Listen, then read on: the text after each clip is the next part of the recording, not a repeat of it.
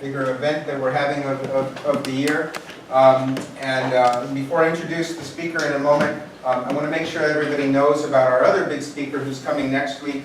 There's a poster around and on our website about Michael Shifter, who's the head of the Inter-American Dialogue in Washington and a very well-known writer and thinker and convener of events on Latin America. And he's going to be talking about Latin America. Well, the title of his talk is Latin American Flux, Political and Economic Changes. And I know he's going to put a special emphasis on Venezuela as well. So it should be a particularly interesting discussion with him. The talk is Wednesday, a week from today at 4 o'clock. So please check your email for that. But we're having of the year. Before I introduce the speaker in a moment, I want to make sure everybody knows about our other big speaker who's coming next week. There's a poster around and on our website about Michael Shifter, who's the head of the Inter-American Dialogue in Washington and a very well-known writer and thinker and convener of events on Latin America. And he's going to be talking about Latin America. Well, the title of his talk is Latin American Flux, Political and Economic Changes. And I know he's going to put a special emphasis on Venezuela as well. So it should be a particularly interesting discussion with him. The talk is Wednesday, a week from today at 4 o'clock. So please check your email for that. But today we also have another very exciting speaker. We've had two big speakers and we're very happy that Moises Arce is going to be kicking off our year. Moises, as most of you probably know, is the chair at University of Missouri in Columbia, with a U, not an O.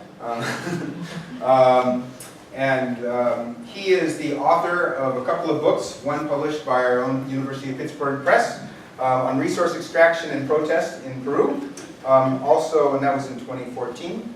Also, his other book is Market Reform in Society with Penn State Press in 2005. He's widely published on lots of these kind of issues, and I'm really interested in this particular talk that he's giving because it's not only about the problems of resource extraction, but how the public views issues on resource extraction, and it's in the comparative context between South Africa and Latin America. So looking forward to the talk, so thank you very much for being here. Thank you, Scott. Thank you again for the invitation to be here today. Just a quick note about your next speaker, Michael Shifter. He was head of the Ford Foundation in Peru a long time ago, and one time I interviewed him in Washington, D.C., and in his office there's a sign that says Ford Foundation. And it turns out that the military government kicked the Ford Foundation out of Peru in the late 70s, and he was the last director of the Ford Foundation. So ask him about that sign. Right. So my presentation is going to build on my book that was published by Pittsburgh 2014. The book sort of like talked about two big questions. One of them was trying to explain the variation of environmental conflicts, conflicts against the extraction of mineral resources within Peru. Right? And the quick story is that you have 5, 6 top regions in Peru. Regions are the equivalent of the state that are very wealthy when it comes to the revenues that they receive from mineral extraction. But there will be a few where you see a lot of conflicts, a lot of protests, but there will be also a few on the other end that experience none. So part of the puzzle in the book was trying to explain that variation. I'm going to skip that part. But the other one had to do with understanding the consequences of these protests, right? And when I was writing this book, and again we're looking at 2008, 2009, at least in Latin America, thinking about countries like Bolivia, Argentina, and Ecuador, there's a lot of literature that talk about how mobilizations were critical for the fall of a president, right? And Aníbal, some of your work on impeachment talked about, this kind of like large-scale mobilizations influence in removing a president for office. And at least in Peru, there was also a discussion that there were a lot of protests in Peru, and they are geographically dispersed, and they're in the North Peru, South Peru. They're very localized, but they don't have a big impact on anything. Right? So protests, at least the conventional wisdom was that a lot of mobilizations were basically localized and not with an impact on policy or any other matter. So the book talks about, throws in 3-4 different cases trying to explain actually the consequences of these protests in terms of policy or gains for the groups that will be affected by extraction. Right? In this presentation, kind of towards the middle, I will present the results of 2 surveys that I've done, one in Peru and one in South Africa, of proposed mining areas. And part of it is trying to understand people's attitudes about extraction and how is it that their expectation about potential benefits from mining shapes or changes their view towards mining. Okay. So just to put this in context, if you think about Latin America, there's data sets that will show you that the Latin American region, it actually has the highest level of environmental conflicts, more so than Africa.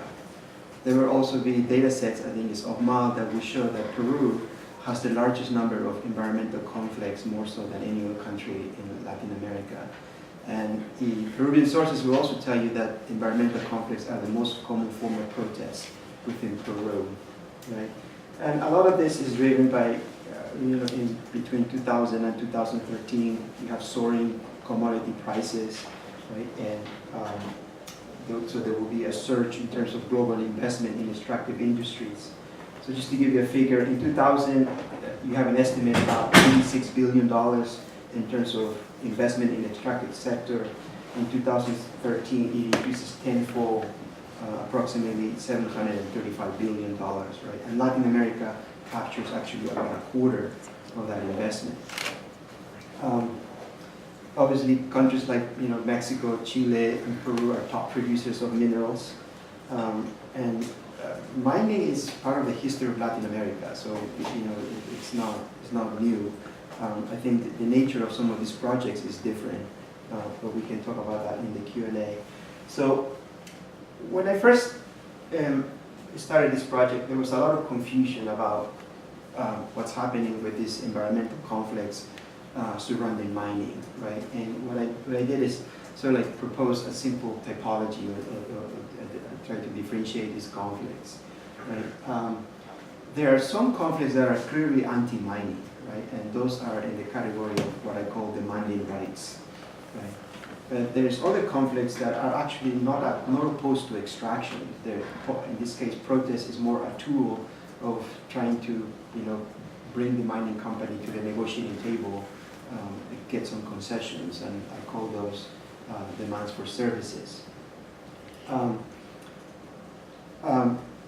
So the first one, the first category is motivated by, threats to the environment, threats to land, threats to water, and in other cases, threats to cultural identity, right? And part of what I argue is that, particularly in this camp, is that some of those claims are intransigable, right? They are non-negotiable, right? So people who have those beliefs, there's no compromise to be made with mining, right? And in my field work, among the all the interviews that I did, I always remember there was an exchange with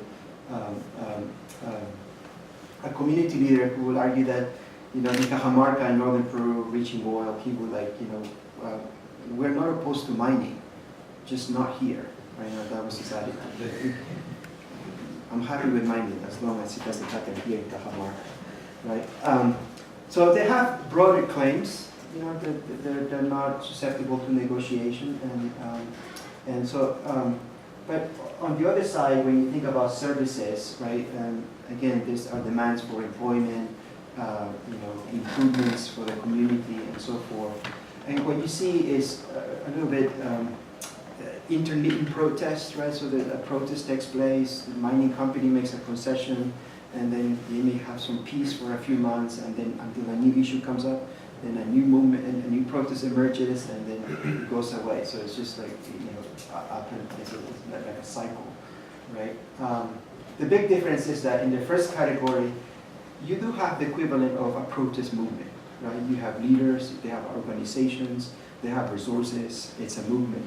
Whereas in this case, in the other case of the services, it's not really a movement, it's not an organization. Right? It's more sporadic, it's weakly organized, among other things. What we know, based on folks who have collected data about this, is that the most common type of protest that you will see, not just in Peru, but in Latin America and elsewhere, is protests related to services. Right? So in this case, mining has already started, right? And there may be problems with unfulfilled promises or contamination of water, among other things, right? But that's the most common form of protest, right? The ones on services, they are very rare. They generate a lot of publicity, not only in home countries, but abroad, right? And those are, if you want to call it, if you think about the commodity chain, is prior to extraction, right? So in other words, extraction hasn't taken place. It's about, there's a lot of momentum in extraction to take place, but it hasn't started, right? The estimates that we have in a European data set is that only about 20% of cases you see there's you want to call it is successful, so to speak, in reversing a mining decision or a mining concession. Right? So, and part of the point here is that in trying to reverse a mining concession is very costly, right? And some folks who study protests, there's a disagreement about this, how costly it is to organize protests. Right? I'm on kind of like on the side that says that it is costly, it requires a lot of organization, it requires a lot of resources, right? And for mining companies in particular, there's a huge power imbalance, right?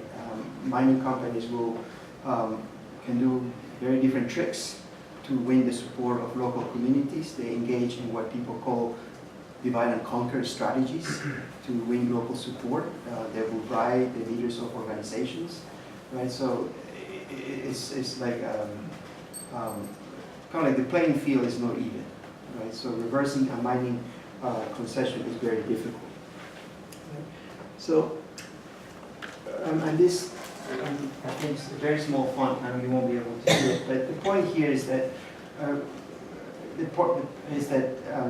in the book I talk about the importance of pre-existing organizations, right? And the successful campaigns that I have written about are the ones where essentially mining clashes with agriculture, right? And I did this inductively, meaning that I look at 3 different cases. Tambo Grande in northern Peru, Quilish also in northern Peru, and Bawa in the Amazon region, right? And I was trying to understand, these were cases of reversals, right? And the question is, what is it common about these particular cases? And as it turns out, what's happening here is that the agricultural economy, right, by definition, provides a range of pre-existing organizations. Right? It could be associations of producers, it could be water boards, right? And what we have seen, not just in these cases, but in other cases more broadly, is that these organizations are recast to create a defense front. In this case, the defense front of Tambo Grande, right? In this case, in Tambo Grande, there was Manhattan Minerals, a Canadian-based company that was interested in extracting gold in the region. But Tambo Grande is an agricultural valley rich in lemons, right? And so these local organizations tied to agriculture, right, are transformed into a defense front. And in those successful cases, those local defense fronts will create coalitions with organizations outside the region, right? And And that will, if you want to call it, that speaks to the nature of the importance of those mobilization of those resources. Right? Just to give you an example, in this area where it says you have low competition with agriculture, right? And an example in there, I don't talk about it in the book, but it's Cerro de Pasco. This is in the central Andes in Peru. It's 4,600 meters above sea level, right?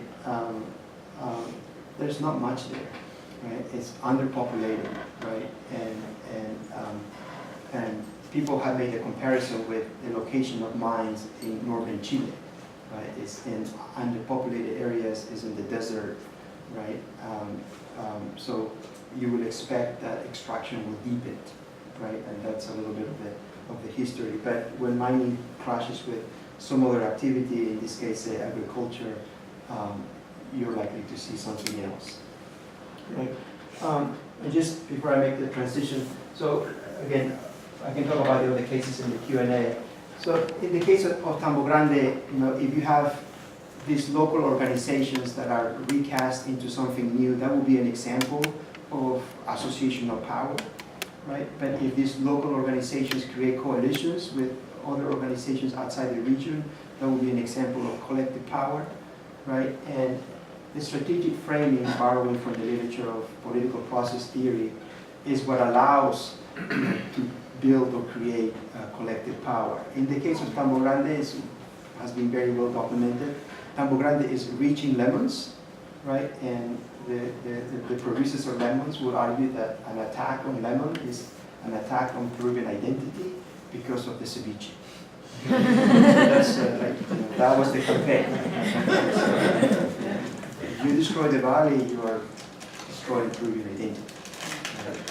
But that's the strategic framing, right? So in the other case, like Kirish, and very, people will talk about, water is more precious than gold, right? And themes along those lines, but those will be the frames that people will use to get other, more people involved in these campaigns. Okay. So let me move forward. So in this sort of like second phase of my work, I'm still looking at cases of demands for rights. Again, these are the less common type of protests. This is where you see strong organizations, sustained campaigns, right? So I have done 2 surveys, one in Tía María, in the region of Arequipa, Peru, and the other one in the proposed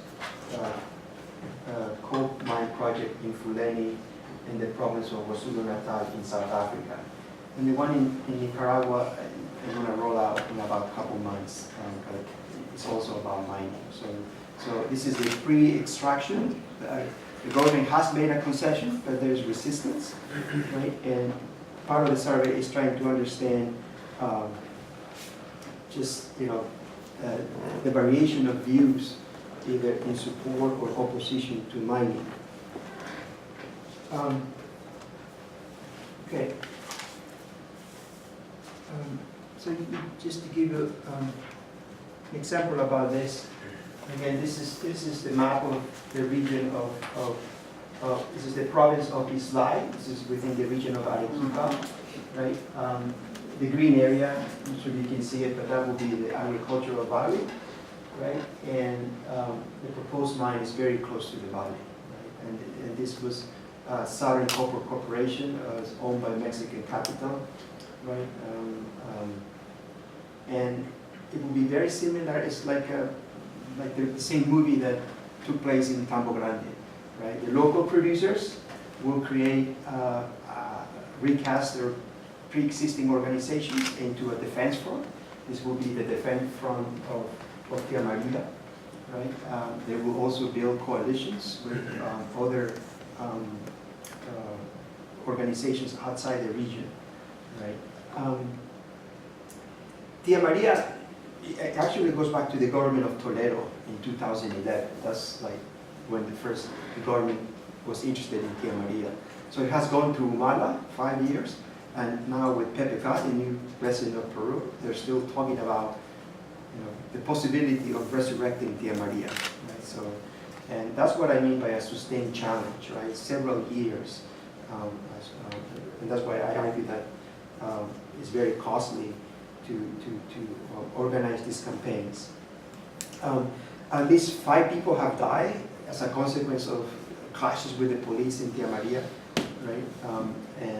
But the government is, the magnitude of this project, kind of like the expected revenues that it will generate to the government, right? There's the motivation for the government is not going to go away. It hasn't gone away, even though casualties or anything like that. Right? The other example about in South Africa, and this is in the province of KwaZulu-Natal. You can see it in this, that's where the province it is.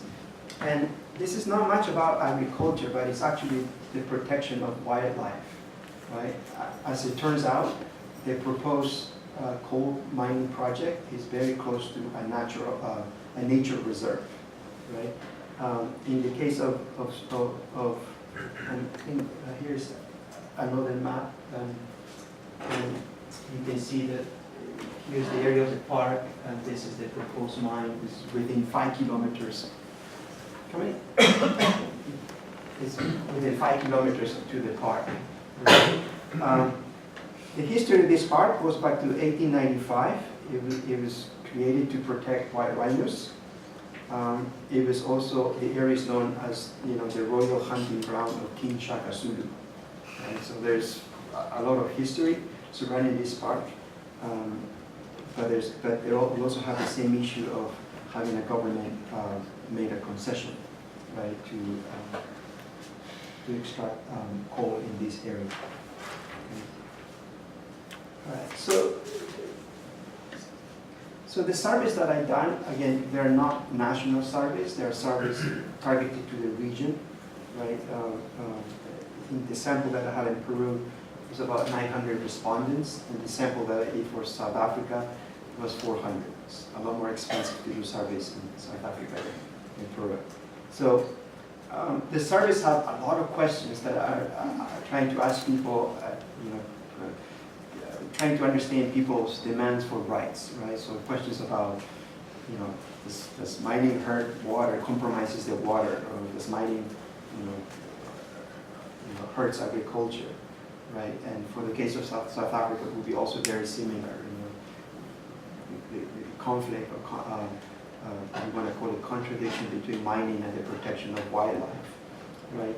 So I'm just going to show you the results of the survey, and then I'm going to finish by just making a summary and comparison of the 2 cases. Right. So these are still preliminary results, but there's also multiple questions that I haven't explored yet. So in this case, the DB here is support for Tia Maria, right? So where you have environment and agriculture, so the questions were, something along the lines that, does mining hurt agriculture, right? Or does mining, hurt the environment, right? And people give respondents about this.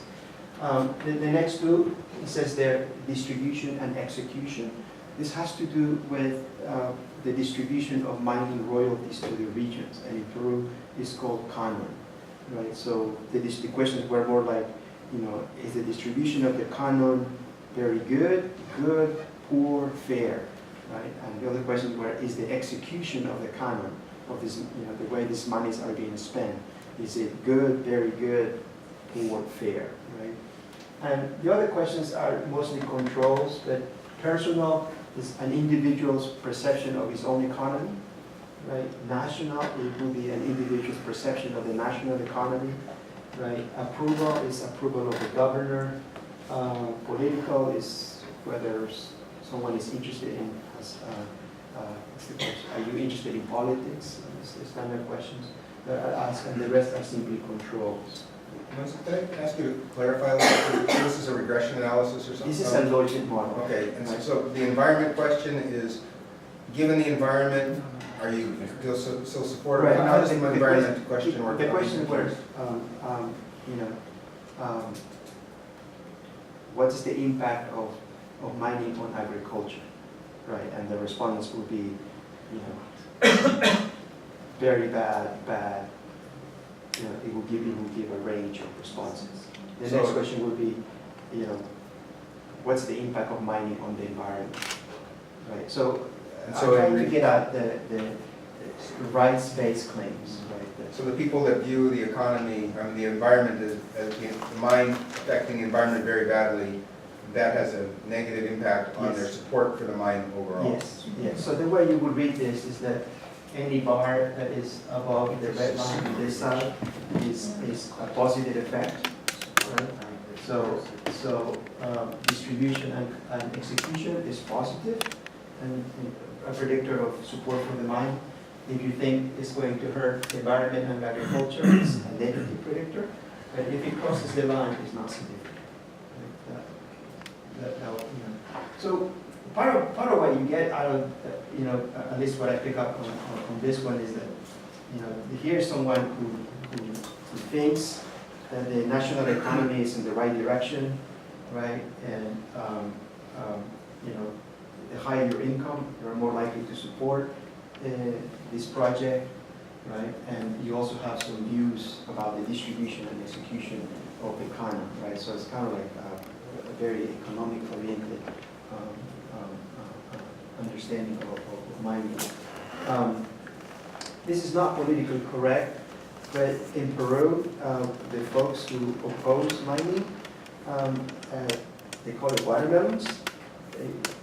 Part because they are red in the inside, they are kind of like socialists, they have anti-capitalist views, but they are dressed in green because now they're talking about environment and protection of agriculture. But that's the way it's understood. Again, it's not politically correct. So same study, but this would be South Africa, Fulani. Right? So same questions right now. Does the proposed mining hurt wildlife? Does it hurt agriculture? There's no mining royalties in South Africa the way I talked about it in Peru, right? But these were questions about what is the impact of mining on employment, right? And the questions would be very poor, or very good, very good. Or what's the expected impact of mining on local development, right? So again, I think the surveys have a lot of questions, and part of what I'm trying to get is people's understanding of this distinction between demand for rights, demand for services, right? And the rest of the controls are very similar, right? Than the other study, right? So what you see here is, first of all, those variables about wildlife and agriculture, they are non-significant. Right? So, and the only the ones that do come out as statistically significant are people's expectations about employment and people who think that the mining will have an impact on local development. Right? So more of what you see is, if you want to call it, people expectations about services, but not so much in terms of claims related to rights. Right? So that's sort of like the first, you want to call it, a step in the analysis. Eventually, I haven't done this yet, but what I hope to do is have, trying to figure out politically who are these individuals, right? Do they have tie to parties? How do they participate in politics? Are they more or less engaged in organizations? Right? Those are subsequent questions that I'm not there yet. Being chair doesn't help. But eventually, I will get to those questions. All right. So just to a quick summary of the two. Right. In the case of Tia Maria, there is. I'm trying to understand those differences. Right. So there's a history of mining. Right. Southern Corporation has a presence in Arequipa, and this goes back to the 60s and 70s. At some point, it was the third largest mining company in Peru. Right. So the residents of Arequipa are sort of like aware that mining has been good to the economy, right? And so there's definitely a history of mining in the region.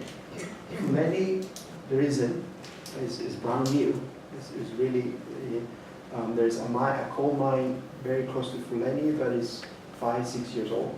So it's not, there's not much going on there. In terms of the commodity chain, again, these are campaigns that are at the stage of concession, right?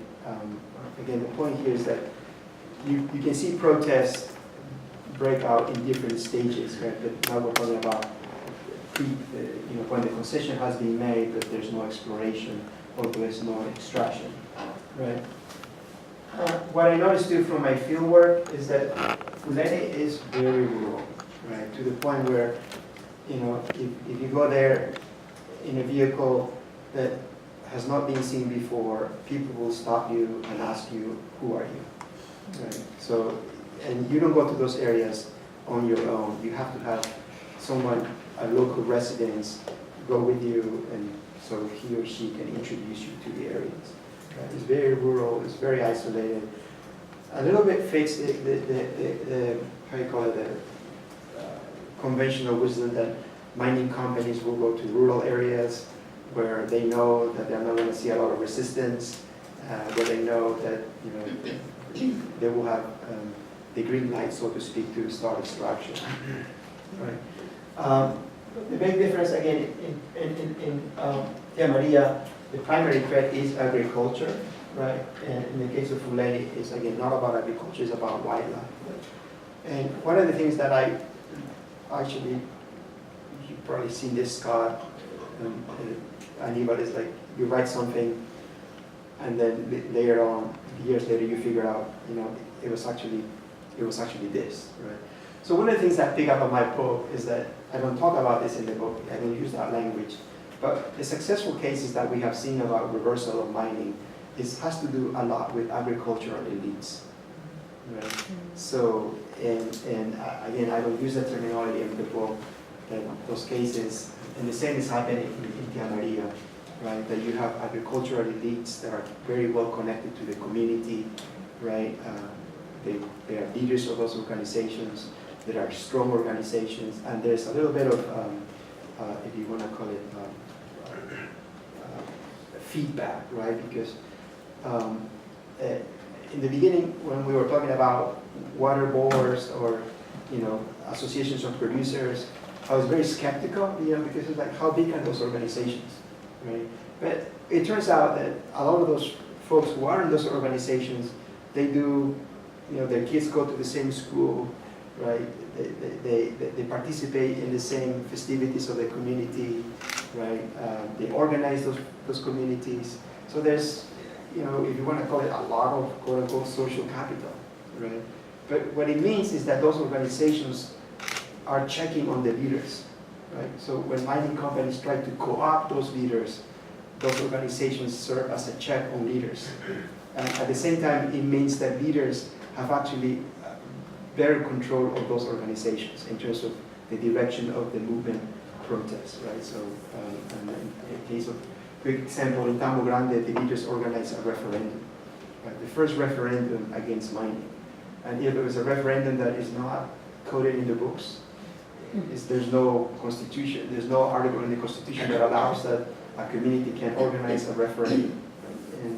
And Tambo Grande was the first case, but then there will be 3-4 other cases in Peru where we also have seen a referendum against mining. And there was one of them actually that brought international observers to the referendum. So, okay. And in the case of Fuleni, one thing picked up in my field work is that you don't have that density of organizations, right? And a lot of these organizations were mostly from other provinces, right? So you didn't have that, if you want to call it, local knowledge. There's a campaign, it's called The Crowd versus Ibuto Coal, and you're going to see videos by Gillian Anderson, Stephen Fry, right? More like, media celebrities, if you want to call it, trying to protect Fulani, but you don't have that local, if you want to call it, movement in opposition to that. The other dimension is that, again, trying to understand this difference between rights and services. That this in South Africa, I think this a little bit complicates the story because you do have in some areas tribal chiefs, right, traditional leaders, right? And the questionnaire asks, questions about perceptions of tribal chiefs, right? And what we have seen, at least in the cases that I'm aware in South Africa, is that if the tribal chief is okay with mining, then mining goes ahead. Right? And there's a tradition of not necessarily questioning the decisions of tribal chiefs. Right? So this is something that I want to here. Okay. So the conclude, here is that two things, right? First one is, who speaks for nature, right? I guess what I see in Tia Maria is those agricultural elites, right? And there's a case out there like the protection of wildlife, who is not clear, at least for now, who is speaking for wildlife. Right? It's kind of like a collective group. And the other one came out with a conversation with Scott earlier today, right? So. There's a discussion about so-called environmental Kuznets curves, right? So it may be the case that some countries, when they reach a certain level of development, right, then the population will be, more, if you want to call it, have stronger views about the environment, about wildlife. But in this case, I'm looking at developing economies like Peru, like South Africa. And what I see is that a lot of those environmental attitudes are very fluid, that they're not very strong. So to pick up a case like Tia Maria, and hopefully the results from Nicaragua will show the same, that you have, it's a stronger attitude, so to speak. It will be good to see. So let me stop here, and then I'm happy to take any questions.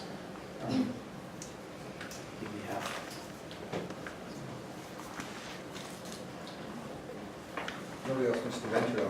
I'll start with there will be many. First, one of the things with the Kuznets curve, we were somewhat disagreeing because I said that you have the same thing in West Virginia, or coal miners also support jobs over environment. But let me leave that aside. I mean, one of the things I wanted to talk about, your findings are really important, and the difference between the two countries is really interesting, that you have a significant relationship in Peru, but an insignificant relationship in South Africa, the jobs, wildlife, environment trade-off. But one of the things that you didn't talk about, and I'd be curious about, is, at least for Peru, I'm not surprised that people say environment's more important, are going to not be supportive of the mine. That's what we all should expect. But the important part to me, I think, is what percent of the population thinks that the mine has a negative impact on the environment, given all the ads and the campaigns and things, because then if that's going to have an impact on not supporting the environment, right? You understand the difference, the change of what the causal direction is, and what is the key issue of whether people understand that this will, or maybe that's my bias, but it will affect the environment, and so how we... Yeah. So I don't have the exact figures, but what I can tell you is that I'm kind of fortunate in the case of Tia Maria because there has been repeated surveys, right? So and in the beginning we show more. I remember this that 60. I know some students have a class at 2, so I'm aware of that. So that there's the surveys will show that 60% were in favor of a project, 40% were against it, right? But there will be mobilizations and there will be news about someone being killed in a clash with the police, and it totally flips. Like the polls will show that now more people are opposed to Maria compared to the first survey. And the numbers that I have in my survey is actually that one, that more people are opposed to the project in comparison to those who support it. Do you know what the percentage of the people, aside from whether they support TIMRIA, what percent think that it hurts the environment? I don't have the figure with me, but I should. Yeah. So, yeah, on the top of my head, I don't know. Just to clarify, what's the agricultural structure of TMRE? Is it large landholdings, medium size, what? It's medium size. So there's general equality of landholding across the area? Yes. Why do you refer to an agricultural elite then? What does that mean? I'm talking about the leaders of that valley, right? So in other words, elites in the sense that there are sort of like stakeholders, right? That there's leaders that are connected to several organizations in those towns, right? It could be political office, it could be. So they're not rich farmers necessarily, No. or richer farmers. So that's a different. So maybe I shouldn't use the language of elites. I think you table, the two marginal effects tables that you showed are interesting in the light of your subsequent comments about the effects of different organizational patterns. Because what those, to me, what those tables show is that really the normal suspects of exogenous variables, with the exception of females, for some reason women seem to be more supportive, maybe because it gets their husbands out of the house. But otherwise you don't have anything here, because all the other, the top half a dozen are actually all endogenous. And so people who decide they're against the mine can say, well, it's because of wildlife. Or maybe the other way around. Maybe they're in favor of wildlife, so they're against the mine. But obviously you know that the attributing causality to all those kinds of variables is really impossible in this kind of survey. And what's striking is that in the other table, there was a small effect of income, but not very much. It was pretty small, significant, but not very large effect. Okay. But then your next remark sounded like that was where you're getting to the answer, because it has to do with who people, what organizations are there, who people link up to. Partisanship in Peru must be very, I would guess, to be a fairly weak effect, right? Yeah. Given the nature of Peruvian parties. But it's in somehow these organizational links and people's friendship networks and who they talk about politics with. It sounds like you were getting to it, the real causal explanation. Yeah. So the next stage, at least the numbers that I run is that people who have strong environmental attitudes, they actually participate more in organizations. Some of them are leaders of organizations. So they have a very community-oriented view of life, if you want to call it. So, but that's chapter 3. Do you have questions in the survey about who you talk about politics with? Yes, yes. Frequency of participation in organizations, and those things. So, but this is more like get support opposition. But maybe I didn't explain this very well in the beginning, but so a lot of what we know about these cases is that, kind of like the voices of opposition are well known. We read them in the news. We know what they're framed, so to speak. But there's variation, right, within a specific region. There's some folks who are actually in favor of the project, right, and a little bit of those who are in support are kind of like, how do you call it? They have a collective action problem, right? Because the ones who are opposed, they already solved their collective action problem. But the ones who are in favor, but we know they're out there. Again, going back to the example that I talked about from Lenny, and it was very clear that at least the youth, right, that once they finish high school, right, that those families don't have the income to send those kids to college, right? So they are basically stuck, right? And when the mining comes up and says there may be jobs down the line, at least in conversations I didn't pick up in the survey, they are very this is a great idea. Right? But older generations will argue, this will totally destroy the community, will destroy the town. Right? They are against it. But I'm thankful for your questions about thinking. Well, that suggests if you have a question, if you know the ages of people's children, Right. that really might influence their attitudes if they have kids about to get out of high school or in that pipeline, that might change their attitudes. Thanks, Moises. This is very interesting. What, if any, is the relationship between these groups that you looked at, particularly in Peru, and the national government? Because it seems to me that that's another interesting factor to explore. I don't know if you're familiar with the case in Chile of La Dominga, which was an iron plant, and the Bachelet government was divided about it. The Minister of the Environment was against it, the Minister of Finance and Economics were in favor, and it ended up with resignation of, those within the government that were in favor of the project. She decided against. So I wonder what kind of relationships you see here with PPK or any of the other, the previous government. Yeah. So, thank you for the question. So, at least in the literature, right? So, you may find some articles that talk about a little bit like a triangle, right?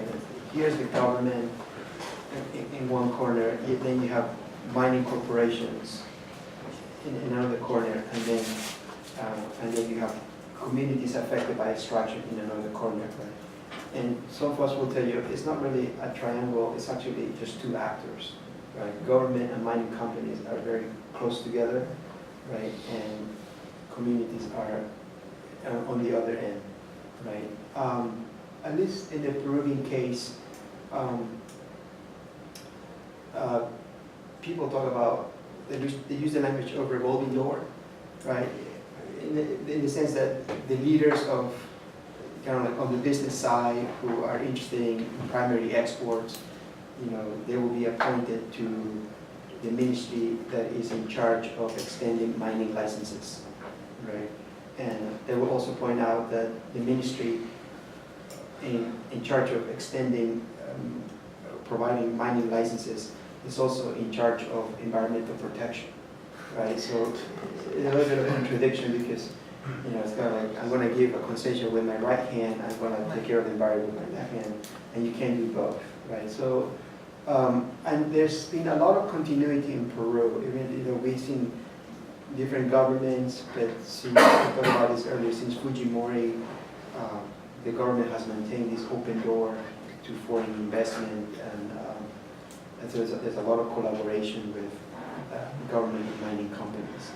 But the other point about this is that when you think about these communities, right, they do have to address the collective action problem, but that doesn't happen on the business side, right? So it's fewer actors aided by the government, and the governments are interested in promoting or expanding resource extraction.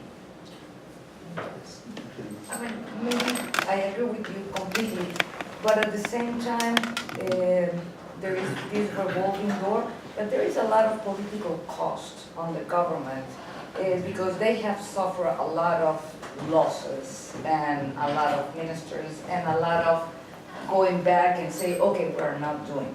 Yes. I mean, the case of Chinchero, the case of Bagua, it was huge political cost for the government. Yes. So, yeah. And I was curious to see if you have the protest side, but you don't have the other side that is like trying to. So I see that the role also in the government. Yeah, I mean, that's a good point. I mean, there's been resignations when, some of these protests, escalated. I mean, a recent example was Bagua. That was one of the cases cited in my book. This happened in 2009, June 2009. So for those of you who are not familiar, so there was a clash with the police in Bagua, and about 33 people died on the same day. Right? And right after that, there was like resignations at the Prime Minister, and the Peruvian government tried to do what you call a truth commission on what happened in Bagua. And but this is the APRA government, right? And this is when it gets political. That instead of creating one commission, they created 4 reports, right? So there was the APRA interpretation of what happened in Bagua. There was this other party interpretation of what happened in Bagua. So the idea was to like diffuse the blame as much as broad as possible. I agree with you that there's definitely a cost on the government. Yes. Thank you. I think it's really interesting and relevant. I just wonder if you have a place in your narrative or your story for the local governments, because I've been here about what's the relationship between these groups and the mayor of these groups activates later to try to get, the municipality. So it's something we should try to, we should see, some sort of interaction there, or it's just doesn't matter, this level of government? No, at least the cases that I'm familiar with, it's not easy to predict what the position of local governments are from the start. By local governments, I'm talking about the mayor or maybe the governor of the province, right?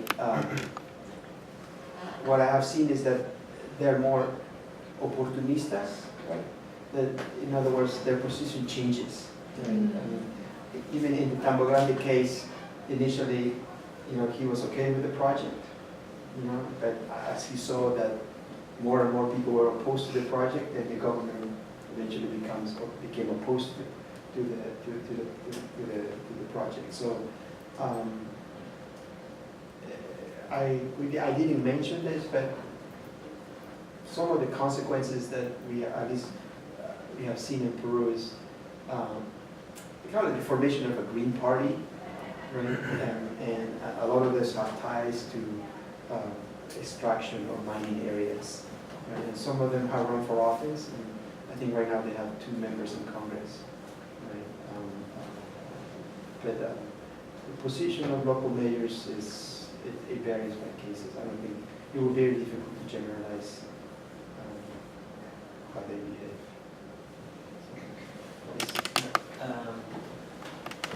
I just want to ask some questions on the questionnaire you used for this survey, because I guess that this is a stage of a whole project. So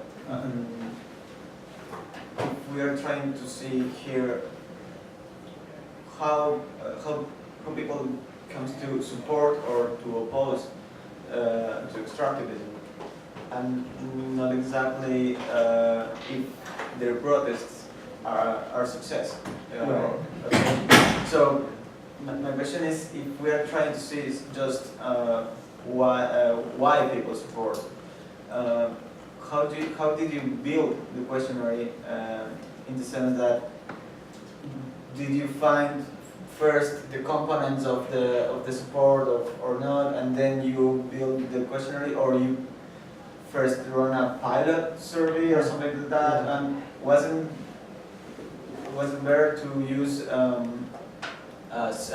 semi-structured interviews, trying to find the reasons and not just to measure if they're against on some components that you bring from somewhere.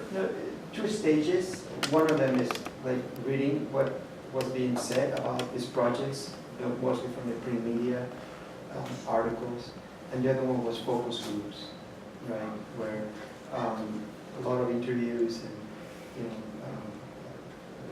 pre-tested questions and stuff like that. So I guess I was approaching this more from the sense of mobilization, right? That I wanted to see the strength in terms of the types of organizations that are involved, who participates, and so forth. So the survey in South Africa was done by CLAS 94, it's the firm that runs the Afrobarometer in South Africa, and in Peru I used a local university to run this survey. So, I have to admit, this is the first time I was working with surveys, and I was a student, so I made some mistakes, but it's good to know. Now I'm a lot more familiar with them. So definitely, I think my survey in South Africa improved and avoid some mistakes that I did in the previous survey. Now, I have a question about agricultural industry in Sierra Maria or Yeah. in the country in general, because I think the labor intensity across different crops in agriculture would be different. Especially you talked about those farmers or landowners are not that rich. They might have more tendency to compete with mining companies if they have, Yeah. I mean, if their labor competition is different across crops. So I'm just wondering if you have any anecdotal or evidence that could address this difference in labor intensity across crops. Yeah. And I think it could also Yeah. matter for how these landowners to shape their farmers' environmental concerns according to their Yeah. labor intensity. At least in Tia Maria, right? So there's some areas in Peru where agriculture is heavily mechanized, right? Big machines, but not Tia Maria. Tia Maria is a little bit what Barry was talking about, mid-size, labor intensive, right? So I need a little bit on the focus groups, right? So the problem is that if they welcome this mining project, there's a little bit of, on the one hand, the expectation that there will be jobs, but the local population will tell you that A, they don't have the training, B, they don't have the education, so C, they're not going to get the jobs, right? So it's about the protection of their livelihood, right? And part of what we've seen in other cases is that mining opens and a lot of people from other cities will come to work on the mine, but not necessarily the people who are living in those areas. So, yeah, so that's a good point. So, yes. I have a question about the referendums. So Okay. you're saying that they don't have any power or weight to them, right? So are people taking it seriously, like the government? Because referendums seem more like for the rights and not for the services, right? So it's like stopping the mining. Yes. Because like in other Latin American countries that are starting to do that, the World Trade Organization is coming in and saying, no, that's going against like these free trade agreements. I was just wondering, what is that? How is the government or outside interests focusing on the referendum? Yeah, so the government will argue that it's not binding, right? There's nothing in the laws that says that we have to follow that. Protesters are using this as a way to signal the government how strong the opposition is to this referendum. I know we talk about that, 96% of the population said no to the project, right? I see it more as a peaceful way for protesters to show the government, how bad this is, right? And I think there's been 3-4 referendums, and again, the mining company will do the same. We don't recognize the outcome of, but the point here too is more like this will play out in terms of organizations outside Peru saying that, that there will be democracy groups that will argue that, the right of the people is being ignored, right? So a little bit of, framing this in terms of the will of the citizens, right? And how the governments are ignoring this will, right? But it's been very effective for the cases.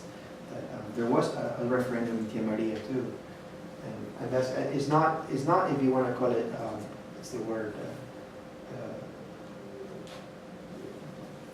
the layer of the cake, because there was a referendum in Tia Maria in 2012 or 2013. So we're still talking about Tia Maria. Kuczynski still wants to open Tia Maria, so obviously either the government has completely forgotten about the referendum, or maybe they will do another referendum and see what has changed. You also had a question.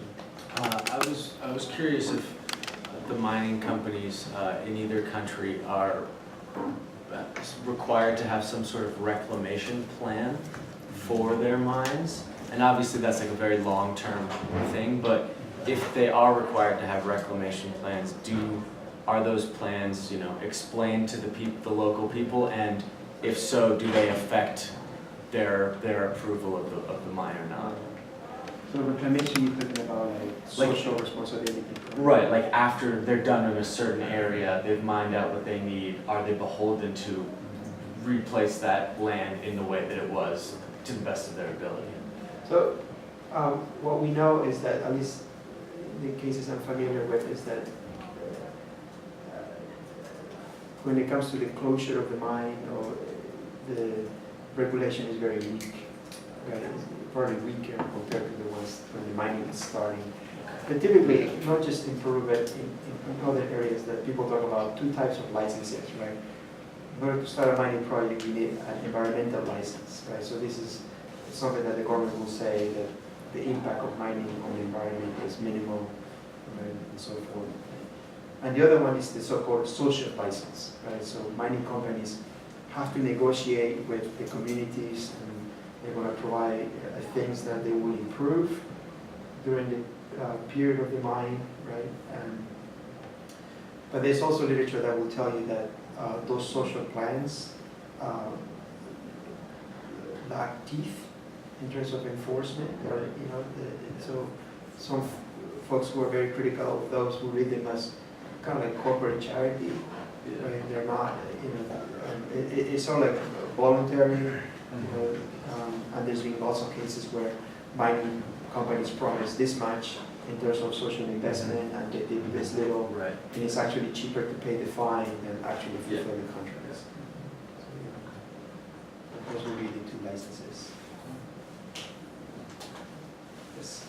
Can I ask if ethnicities play a role in this? Ethnicity? Yeah. Yeah.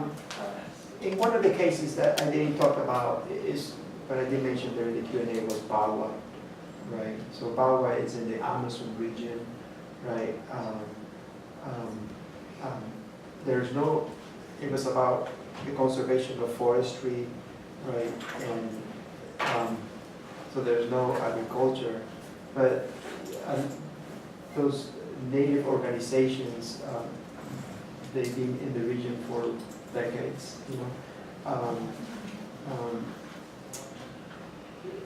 when the government said that they were, when the Garcia government said they were going to go ahead with the opening of the Amazon, they called for what I call, quote unquote, an Amazon strike, and it literally shut down 2-3 Amazon regions very quickly. Right? And it goes to speak how well connected they were to other indigenous native organizations in the area, right? And they, for them it was the defense of land, right? Land equals mother, right? The president called them citizens, second-class citizens in national TV. Yes. And this is what. Right. Yeah. So that's what Garcia said. So. Yeah, and yeah, and then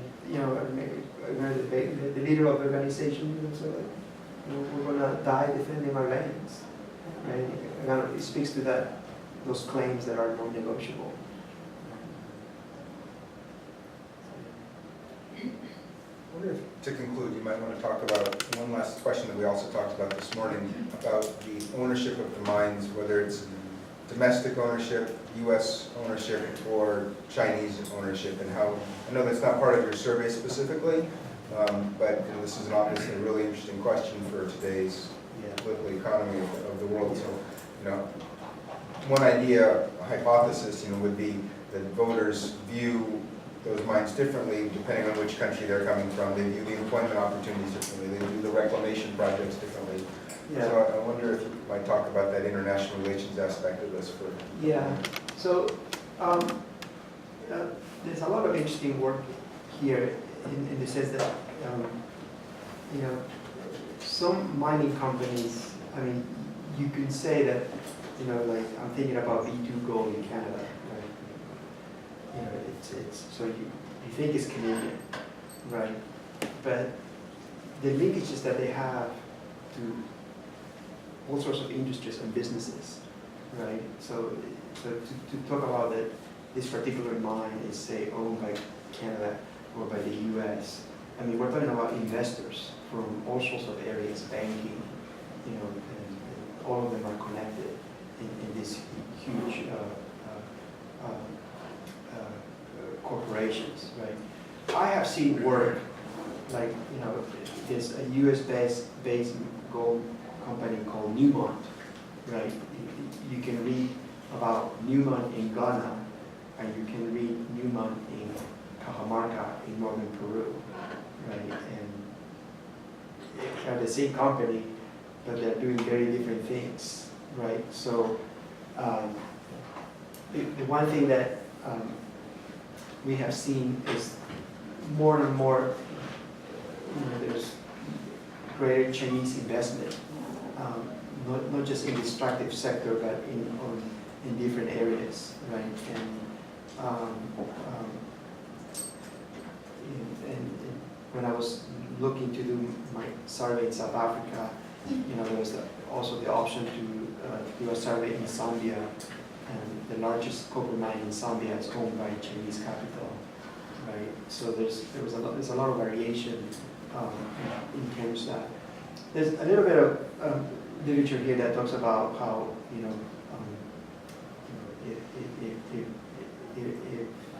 if the environmental standards of the home country are this high, you know, are they going to bring those standards to the recipient countries, right? Right? Or if the environmental standards of some countries are at this other level, are they going to reproduce those standards when they go to recipient countries, right? So I think it's Gallagher who wrote about Chinese investment who makes that claim, right? So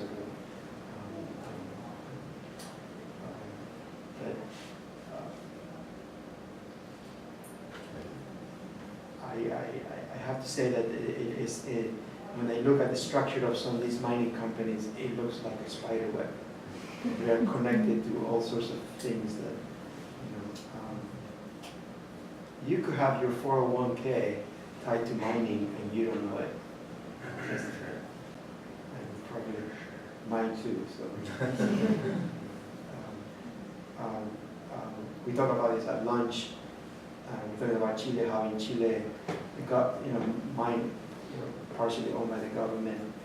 But a lot of the things that the mining is done is subcontracting, right? And a lot of the labor is not regulated. You know, they don't have vacation time. They're basically hourly workers, right? I grew up in Arequipa. You know, I co-own what used to be my folks' home in Arequipa, and right now we're rented the house, you know, and they pay good money.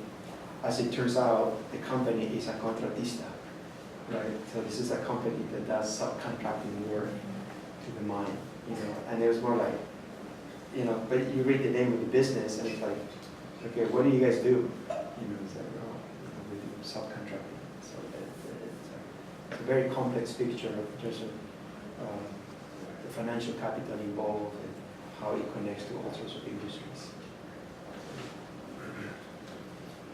Thank you very much.